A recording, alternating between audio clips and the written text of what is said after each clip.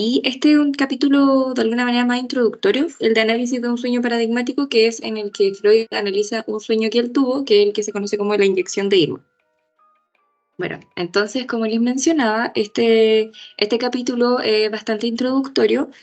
Freud plantea que hay un recorrido, o plantea un recorrido histórico dentro de lo que ha sido la interpretación de los sueños.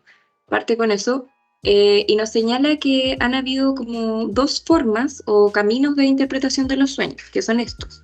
El de lo simbólico, que es el más antiguo, y corresponde a que los sueños tienen una relación de origen profético y están determinados de alguna manera por el acervo, como, o sea, por el acervo cultural que ahí les señalo. Esta imagen pertenece a un cuadro que se llama El sueño del profeta Elías, que de hecho él lo menciona en este capítulo, y tiene que ver justamente con esto, con aquellos sueños que se presentan y que son interpretados como si fueran aviso de algo que va a suceder. Eh, y esto porque también señalo el tema del acervo cultural, porque es a partir de esta noción de la interpretación de los sueños como significado simbólico, como él lo refiere, es que se crean también estos diccionarios de los sueños, como si yo soñé con una vela, significa que tu amor te está pensando, si yo soñé con un perrito, significa amistad sincera, que no necesariamente van a ser así, y no necesariamente se van a compartir los significados de cultura a cultura, ¿ya? Ahora bien, el acervo cultural también tiene que ver porque, como lo señala en el texto, es en este como tipo de interpretación simbólica cuando se habla que por ejemplo, no sé, y se habla, soñé con un perrito y va a tener el mismo significado para mí que para un hombre blanco de otro país, ¿ya? O de Chile, pero de otro estrato social. Y lo que Freud también critica eso es que no se ajusta a la subjetivación de alguna manera de las personas, ya no se ajusta a la vida del sujeto y que por tanto termina siendo determinista, pero también no comprende una real interpretación de lo que le ocurre. Y por otra parte, plantea el método de cifrado, ¿ya? ¿Qué quiere decir esto? Que a través de, también es muy similar, y de hecho él lo reconoce más adelante, que es muy similar al método de interpretación de los sueños que propone él en el psicoanálisis, porque se encargan de tomar elementos del sueño, ¿ya? Elementos del sueño e ir descifrando justamente cuál es el significado último. Entonces dice, acá si bien se adapta al sujeto o el significado del sueño, no pertenece a la corriente psicoanalítica, sino que dice que deviene del arte daldiano, ¿ya? Y acá mi presentación siempre va a tener muchos cuadros artísticos porque me gusta mucho el arte, y la verdad es que si vamos a hablar de los sueños, me parece excelente tocar un poquito el surrealismo, ya como corriente artística. Entonces, ahora nos preguntamos ¿qué entendemos por interpretación de los sueños desde el psicoanálisis, ¿ya? Y desde Freud. El sueño, y esta frase creo que la repito, sí, la repito en la siguiente diapo, porque me parece central para entender todo esto de la interpretación, que es que el sueño es el cumplimiento disfrazado de un deseo reprimido. ¿Por qué? El sueño se le conoce también como una de las 5 formaciones de compromiso del inconsciente, ¿ya?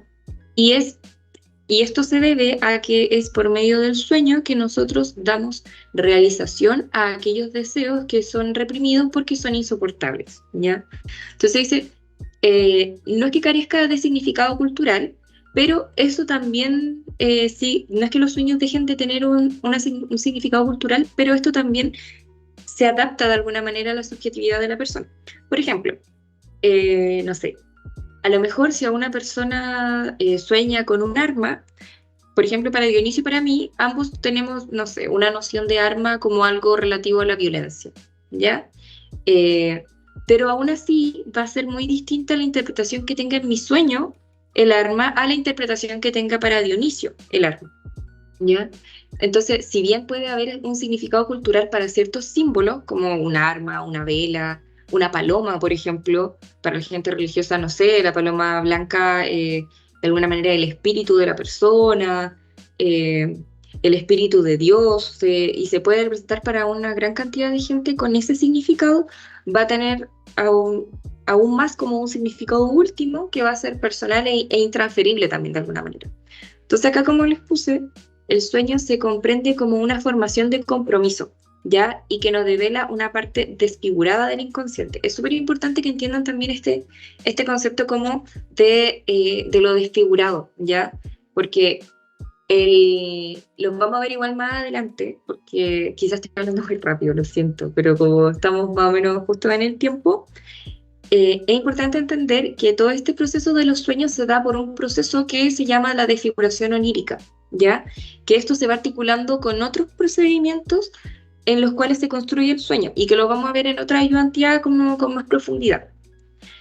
Entonces, se nos muestra una parte, y ni siquiera una parte en realidad, como es apenas aquello que permite atravesar un poquito desde lo inconsciente a la conciencia. No puede atravesar, por ejemplo, un deseo reprimido, no puede atravesar como deseo reprimido, entonces se desfigura y llega en forma de otra cosa. Esto se va a ejemplificar mucho mejor con el caso del sueño de Irma, de la inyección de Irma, ¿ya? Entonces, es importante también a tener a consideración como contexto de este texto, que en este momento de la teoría psicoanalítica freudiana nos encontramos en el primer dualismo pulsional. ¿Qué quiere decir? Que nos encontramos todavía entre esta posición entre las pulsiones de autoconservación y las pulsiones sexuales. No sé si la han revisado, pero muy a grandes rasgos, muy resumido, tiene que ver con que las pulsiones de autoconservación son aquellas pulsiones que uno podría entender como más, eh, como de carácter como más censuradas, son aquellas que censuran de alguna manera las pulsiones sexuales, que vendrían a ser pulsiones también que pueden ser influenciadas como pulsiones de vida, eh, porque tienen como el impulso de querer hacerlo en el momento ya. Un ejemplo muy burdo, muy básico de esto, por ejemplo, podría ser que en medio de una clase tengan ganas de comer, ya, y de comer, no sé, unas papas fritas muy ruidosas. El impulso o la pulsión sexual les va a indicar a ustedes como, no, que me quiero comer las papas fritas que tengo en la mochila, y la pulsión de autoconservación, que está dada en parte por las reglas de la sociedad, etcétera, va a decir como, espérate a que sea el break para que comas, ¿ya? Entonces, nosotros nos encontramos en esto. ¿Por qué lo destaco? Porque más adelante, y es precisamente a partir de justamente los sueños, pero de los sueños traumáticos, que se plantea el segundo dualismo pulsional, que son las pulsiones de vida y las pulsiones de muerte. Ya esto a raíz de los sueños traumáticos que tenían los ex soldados de guerra, ¿ya? Pero en este momento nos encontramos acá. Entonces, se puede ejemplificar muy bien que de alguna manera en el sueño nosotros estamos teniendo pulsiones sexuales que pueden ser agresivas, que en el fondo son censuradas un poco por la pulsión de autoconservación. ¿Y por qué también es importante destacar esto, que las pulsiones pueden ser agresivas? Porque muchas veces nosotros tenemos sueños que son angustiosos y que también tienen un nombre dentro del psicoanálisis, pero que uno dice como, ¿por qué lo soñé esto? Antes de la teoría de la pulsión de vida y pulsión de muerte, nosotros teníamos la explicación que incluso en aquellos deseos que son más inaceptables, por ejemplo, pegarle a alguien, matar a alguien, uno se oculta un deseo de alguna manera ahí, un deseo que produce una satisfacción en ello, ¿ya?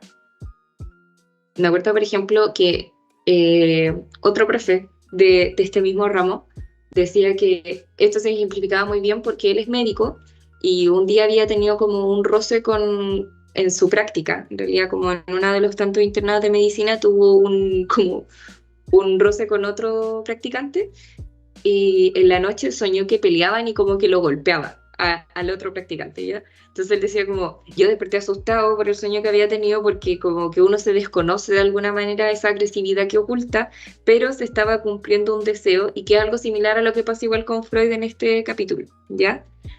Entonces es importante esto también, que el sueño se construye en base a tres elementos, ¿ya? Lo reciente e indiferente, lo infantil, que acá le pongo reprimido para que tengan noción de que no es lo infantil aquello como lo que yo recuerdo de mi infancia en la vida consciente, sino aquello que justamente yo no recuerdo se manifiesta de forma desfigurada. Recuerden que uno nunca recuerda de alguna manera aquello reprimido tal como ocurrió, ¿ya? Sino que va a recordar ciertas cosas que por medio de la asociación uno va a llegar a eso, ¿ya? Pero no va a recordar tal cual como lo viviste. Y las fuentes somáticas, ¿ya? El cuerpo. Entonces dice, para interpretar es súper importante decir que nos guiamos por elementos del sueño, es decir, no se interpreta el sueño completo. Se le llama como de forma, me fue un poco el concepto, pero de forma psicoanalítica se le llama elementos del sueño que tienen que ver con una fragmentación del sueño. En el capítulo que corresponde a los olvidos del sueño, hace un pequeño desglose de cómo los elementos del sueño después se van agrupando hasta llegar a como la constitución del sueño. Ya dice, y el ejercicio de censurar, como él lo llama en el texto, la resistencia vendría a ser lo que yo les mencionaba antes. Es un ejercicio de represión que ejerce de alguna manera la vida consciente y el preconsciente ante los deseos inconscientes que son insoportables.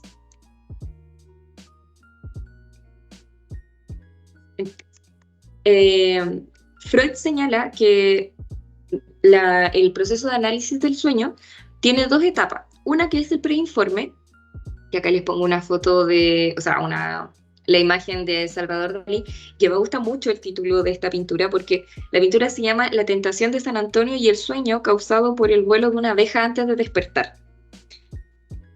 ¿Por qué? Porque esta etapa de preinforme es una etapa inicial, no solo del sueño, sino también del contexto de la persona en el cual se suscita este sueño. En el caso de Irma, habla de que el contexto como de su sueño es que habían estado en el verano en un vestíbulo, en una fiesta, o sea, en una casa que tenía un vestíbulo muy grande y que por eso él cree que asocia también el hecho de Irma y aparte el cumpleaños de su mujer, quien quería invitar a Irma, ¿ya? Entonces ese vendría a ser como un poco el contexto. Y en el caso de los pacientes, vendría a ser los antecedentes que yo tengo dentro de la terapia o externos a la terapia.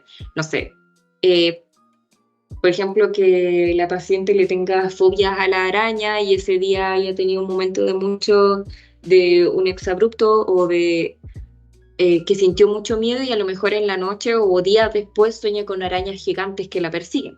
¿Ya? Eso sería parte también del contexto para entender por qué se suscita el sueño. Entonces acá destaco también el hecho de los restos diurnos, que es haciendo alusión a lo que le acabo de mencionar como ejemplo, que el inconsciente prefiere elementos del día anterior más que del mismo día. Y tiene relación también esto con aquello que les menciono acá como elemento, ¿ya? El sueño o el inconsciente cuando se desfigura elige aquello que es reciente pero indiferente, ¿ya? Me acuerdo también que en otro capítulo de interpretación de los sueños habla de, por ejemplo, un hombre que todos los días pasaba por afuera de un local, no me acuerdo si era austriaco o alemán, y que cuando un día sueña con una palabra que al día siguiente él se da cuenta que está en ese cartel. Algo que para nosotros podría parecer sumamente intrascendental o poco relevante, es lo que se va alojando en el inconsciente. ¿Y por qué? Porque de alguna manera esto es más fácil de digerir para nuestra conciencia, para nuestro aparato psíquico, que aquel recuerdo o aquel deseo reprimido. Entonces es más fácil de alguna manera hacer este ejercicio de desplazamiento, que es uno de los contenidos del sueño, el desplazamiento hacia una figura mucho más procesable. Entonces, en el análisis del sueño, que vendría a ser esta segunda patita del tratamiento de interpretación, tenemos que el análisis del sueño consiste en un desglose en fragmentos del sueño. ¿Por qué destaco esto? O se lo repito. Porque en el texto da el caso de que, por ejemplo, no vamos a sacar nada diciéndole al paciente como ya, dígame qué le pasa con su sueño. Porque el paciente fácilmente me puede decir como, no, es que no sé, me confunde. Y esto no nos permite llegar al sentido o al deseo que oculta este sueño. Entonces lo que nosotros tenemos que hacer, desde el punto de vista del psicoanálisis, claro, es ir presentándole al paciente, primero reconocer cuáles son aquellos elementos del sueño que son constitutivos para su análisis y por tanto que nos conducen a que más adelante él va a denominar el ombligo del sueño, que es este entramado de deseo indescifrable que nunca nosotros logramos acceder. Tenemos que mostrárselo de alguna manera o ir guiándolo a través de la escucha activa al paciente para que éste pueda ir analizándolo. Entonces, en vez de yo decirle al paciente, ¿qué te pasa con tu sueño? Le voy diciendo, no sé, soñé que peleaba con mi mamá y la golpeaba, por ejemplo. Ya, cuéntame de tu mamá. Y empezamos a analizar la parte, ¿o dónde estaban? No, estábamos en una casa y esta casa, bueno, pasó esto y esto otro. Para, para así ir guiando esta interpretación. Entonces, también es importante recordar que los sueños, eh, la interpretación de los sueños tiene este mismo orden que yo le voy diciendo, que yo tomo un elemento y después tomo otro elemento del sueño. Si bien son escogidos de forma arbitraria por el analista hasta cierto punto, esto está dado por la escucha activa que tiene precisamente el analista y la asociación libre, ya que yo le voy ofreciendo al paciente. Y estos elementos que a uno le pudieran parecer eh, inconexos o distantes tienen en el fondo alguna relación. Cuando yo me empiezo a complicar mucho en la explicación o en la asociación libre de determinado elemento, paso a otro, ¿ya? Justamente esta complicación que se empieza a dar en el análisis del sueño o en el análisis de cierto elemento guarda relación con lo que está tratando de hacer la conciencia de reprimir, ¿ya? Entonces lo que dice Freud también es que es súper importante que el sujeto se haga cargo, entre comillas, de dejar a un lado toda aquella crítica que puede tener y también toda aquella reflexión. Señala la diferencia entre un hombre que reflexiona y un hombre que critica. ¿Ya? Dice que el hombre que reflexiona tiene una postura mucho más tensa y de entrecejo fruncido que aquel hombre que critica. ¿Por qué? Porque el que reflexiona respecto a lo que está contando tiene más como más susceptibilidad de alguna manera a reprimir aquello que está alcanzando, aquel deseo que está alcanzando, porque está más atento a lo que va diciendo y aunque él no se dé cuenta e incluso esto opere de manera inconsciente, va a reprimir cuando se esté acercando cada vez a aquello que es más conflictivo. En cambio, el hombre que critica dice que solo tiene que hacerse cargo de abstenerse de esa crítica que le genera la vergüenza, lo que nosotros conocemos socialmente y culturalmente, y le va a permitir de forma más fácil, entre comillas, acceder al sentido del sueño. ¿Ya? Algo súper importante es que el estado de dormir posibilita un relajo en estas barreras de censura. Por eso es que los sueños de alguna manera nos permiten acceder, no directamente al inconsciente, pero a esta formación de compromiso que son. Por eso mismo, la posición del diván hace alusión a un estado de ensoñamiento. Y nosotros, bueno, dependiendo obviamente de la postura o la corriente psicoanalítica que ustedes conozcan o prefieran, se habla de no mirar al analista, también en un intento de no hacer sentir al paciente vergüenza, ya por alguna cara que uno pueda llegar a poner. Y porque lo importante también es que el paciente se concentre en aquellos elementos de asociación libre que le van llegando a su mente. Entonces, por eso la instrucción también es como, cuénteme todo lo que le venga a la mente cuando yo le hablo de este elemento. Y el paciente va a ir desglosando, no, me acuerdo de esto, y también me acuerdo de mi papá, y también me pasa esto, porque así se va develando el inconsciente en este estado de ensoñamiento. Entonces, ya para ir de alguna manera cerrando, porque nos quedan 2, 3 minutitos con suerte, igual si nos pasamos y ustedes tienen clase, no hay problema con que se retiren porque esta identidad queda grabada. Nos vamos al análisis un poco del sueño de la inyección de hilo, que aparece en el texto. Es un sueño que tiene Freud. Entonces, en el preinforme nos tenemos el encuentro con Otto, que era un médico, que le dice, está mejor, pero no del todo bien, ya refiriéndose a Irma, que era una paciente que él estaba atendiendo y que también conocía a Otto, que era un médico. Cuando Freud le pregunta o hablan de Irma, se suscita la conversación respecto a ella, o Irma le dice, Otto le dice, está mejor, pero no del todo bien.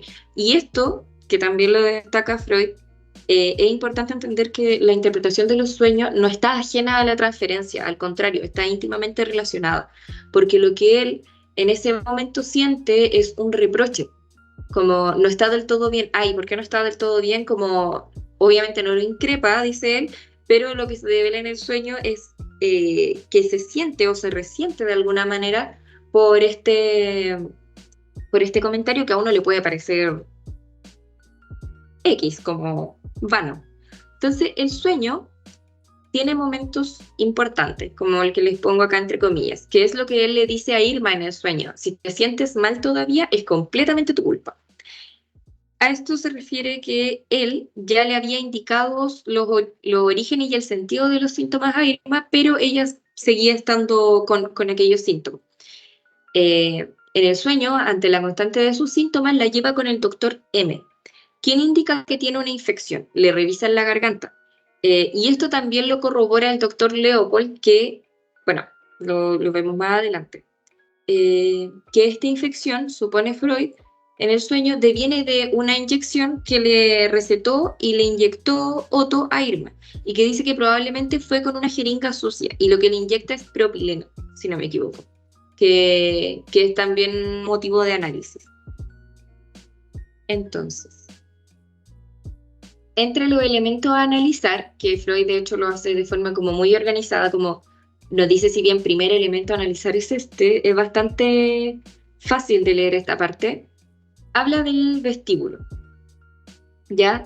El vestíbulo que tiene relación con que su mujer, la esposa de Freud, quería invitar a Irma a una celebración de su cumpleaños, y el vestíbulo en el que ellos se encuentran dentro del sueño le recuerda a un vestíbulo de una casa que habían visitado en unas vacaciones en el verano. La frase de "es tu culpa", como segundo objeto de análisis en este caso, es que él dice, si bien yo lo haría, le diría a la paciente como "es tu culpa", porque creo que fue su culpa, esto guarda también un reproche hacia Otto, porque, o por qué se siente en el fondo de que Otto le diga como sí, está mejor, pero no tan bien. El "es tu culpa" tiene que ver con una autocrítica que se realiza Freud, y aquí se relaciona justamente con la angustia profesional, que dice, ¿qué decías tú? ¿Tu culpa? Claro, de que él en ese momento creía, o cuando tiene el sueño, dice que creía que bastaba con decirle al paciente los síntomas y el sentido de sus síntomas para que los pacientes lo cambiaran. Y si ya no lo hacían, era responsabilidad del paciente, que él no podía hacerse más cargo de eso. Porque como yo ya te dije cuál es tu problema, solucionar, que es como lo que hacen los amigos cuando te dicen como yo ya te dije que tenías que terminar con él. ¿Cachai? Y si tú no lo haces, ya es problema tuyo. Como que no es la postura que después él se retracta y dice que deberíamos tener. Entonces, el "es tu culpa" se basa en eso, y es muy sincero, porque dice que hay que hacerlo para someterse a un análisis del sueño.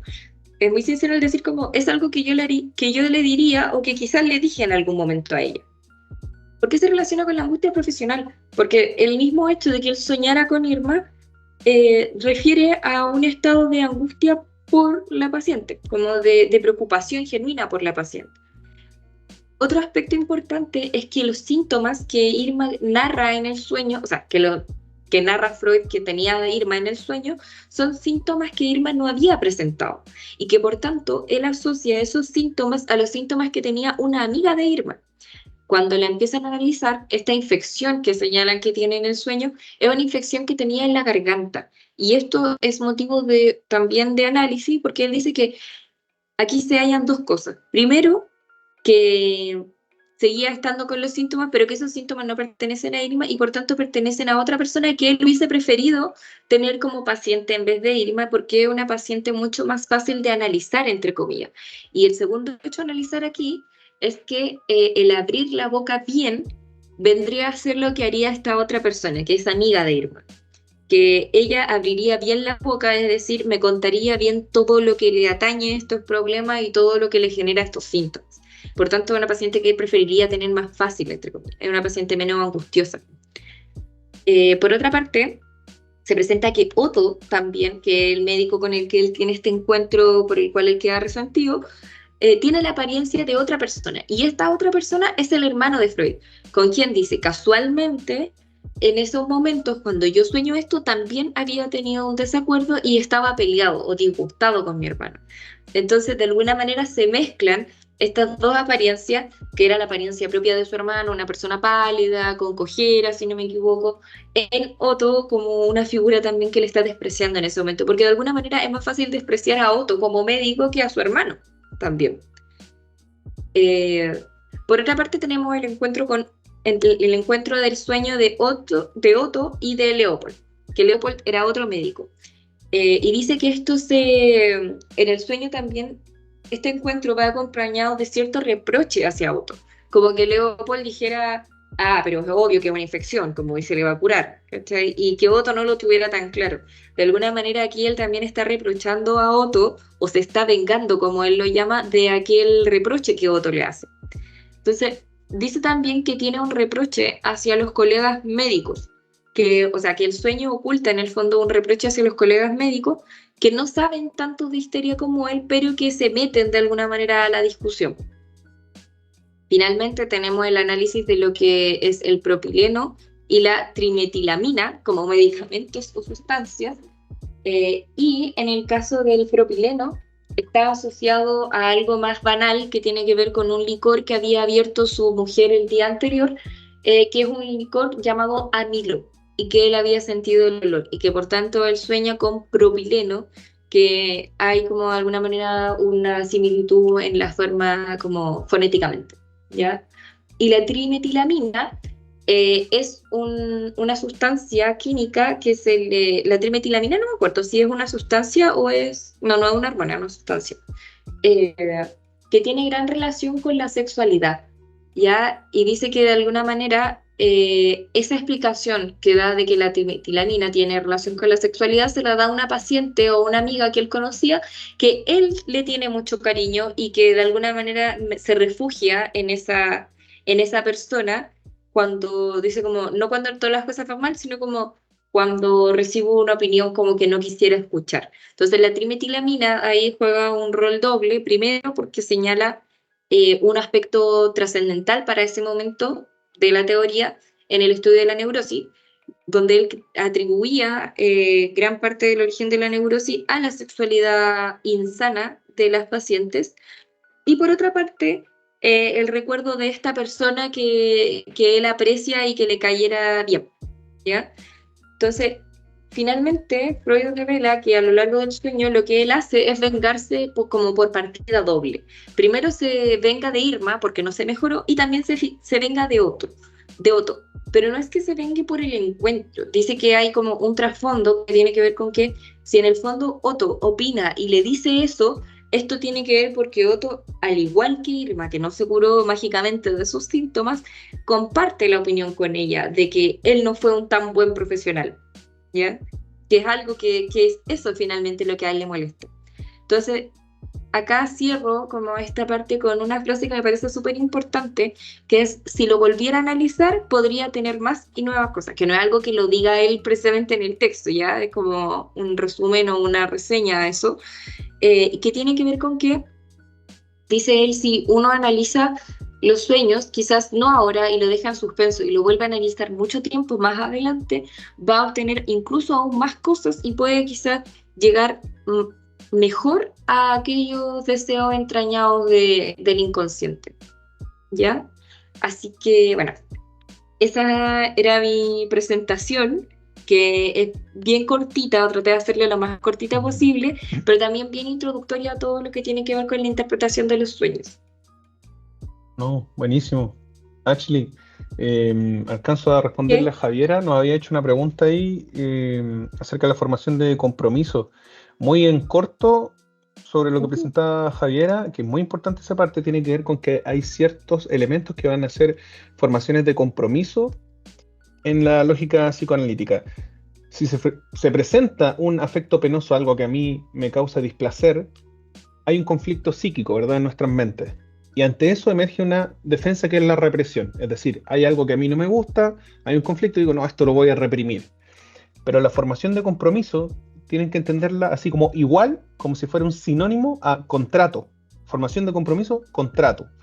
Y ese contrato o ese acuerdo es entre la instancia consciente y la inconsciente. Entonces, entre el proceso primario inconsciente y el secundario que es consciente se genera un acuerdo, porque el inconsciente le permite al consciente tirar o guardar o reprimir eso que no le gusta, ¿verdad? Que no esté siempre ahí recordando lo displacentero y lo penoso que es, pero el inconsciente dice, ok, pero yo voy a tener lugares donde sí voy a hacer presente eso.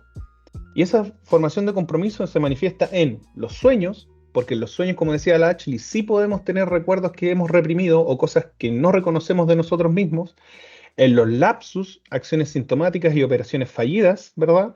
En el chiste y sobre todo también en los síntomas, porque el síntoma tiene dos funciones en el fondo, que es guardar un enlace o conexión con esos pensamientos que han quedado reprimidos, ¿verdad? Pero también poder comportarse o adaptarse a las exigencias sociales y de adaptación al mundo. O sea, podemos seguir funcionando, podemos reprimir y no estar recordando siempre eso que quisimos olvidar, pero a través del síntoma se manifiesta y se hace presente de una u otra forma, y asimismo en los sueños y en los actos fallidos. Y esa es la formación de compromiso. Estamos listos por esta parte, yo creo. Un abrazo también a todas y a todos. Y súper buena también la explicación, Ashley, que cuesta bastante resumir ese texto, que no deja de ser complicado y extenso. Sí, pero la verdad es que bastante entretenido encuentro yo como estos textos, o por lo menos a mí me entretienen mucho. Qué ñoña, Sí. pero lo encuentro súper entretenido. Así que eso, pues chiquillos, ya estamos en la hora. Muchas gracias a quienes se quedaron hasta el final y a quienes pudieron asistir. Eh, si tienen algún desacuerdo con respecto al formato que van a tomar ahora las ayudantías, para nosotros es súper importante que nos la hagan saber. Intentamos que fuera presencial, la verdad, nosotros igual lo preferíamos, pero la disponibilidad de sala en la U, ustedes saben que bien escasa.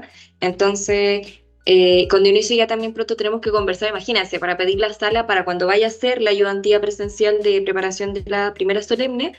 Entonces ahí les sugerimos también, si pueden comunicarlo al curso, que ustedes nos den un horario. Ya la primera solemne, si no me equivoco, la tienen por ahí por el 14 de abril. Entonces, señálenos un horario porque tampoco falta tanto para esa fecha, ¿ya? Para pedir la sala y ahí va a ser de repaso más que de cápsula, como en estos momentos que vamos a estar abordando los textos, ¿ya?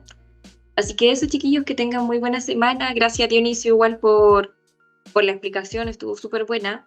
Así que, nada, espero que les sirva harto. Ya, y que estén muy bien. Chau, chau.